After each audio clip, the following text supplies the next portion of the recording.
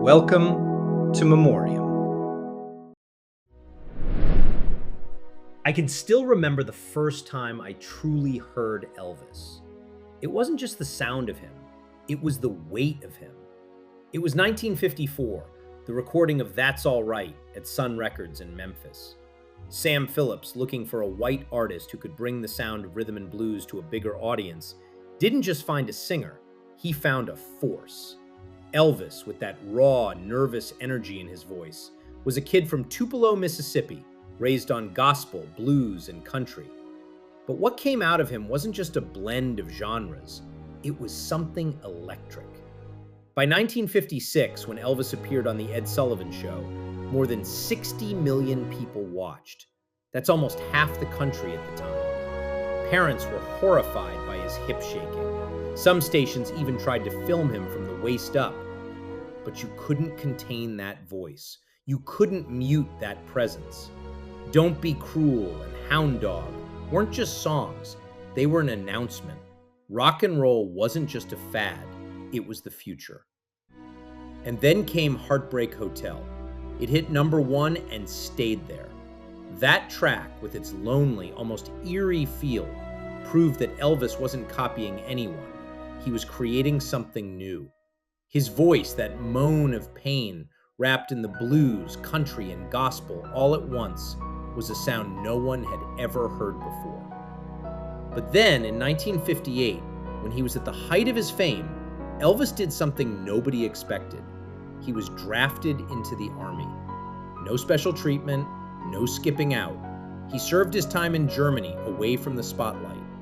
And while the world kept turning, Elvis met Priscilla. When he returned to civilian life in 1960, the world had changed. But so had he. He recorded It's Now or Never and Are You Lonesome Tonight? Songs that proved Elvis was more than just a rock star. He was an artist with depth, someone who could convey longing, vulnerability, and hope all in one breath. Hollywood came calling, and in the early 60s, Elvis became a movie star. Love Me Tender and Blue Hawaii. Some of those films were lightweight, sure, but in every scene you could see it. Elvis had an undeniable presence.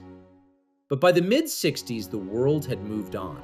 The British invasion, the rise of new sounds, and many thought Elvis had lost his edge.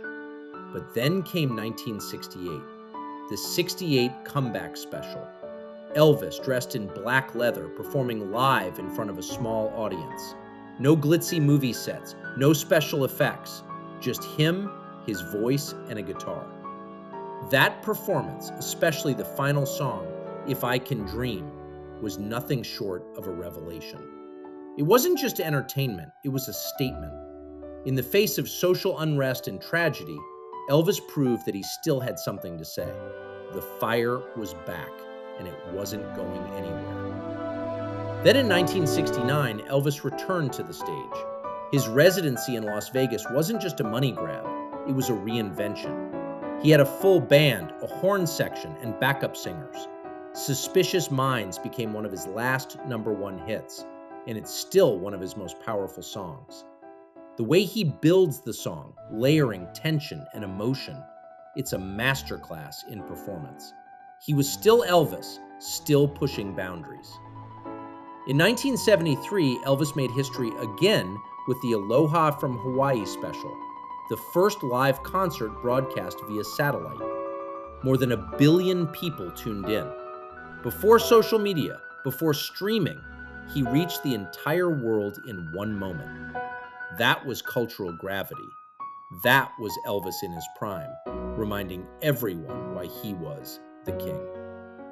But the later years were harder. The pressure, the weight of fame, the toll on his health, it all caught up to him. On August 16, 1977, Elvis passed away at Graceland. The world was stunned. It felt impossible, like something had just stopped. But here's the thing.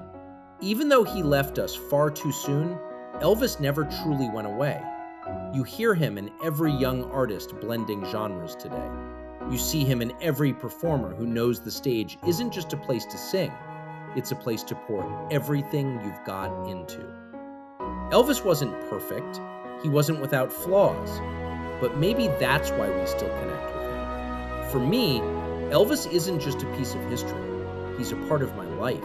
But more than anything, he was a voice that still resonates today, a voice that crosses generations, connecting all of us, young and old. Long live the king.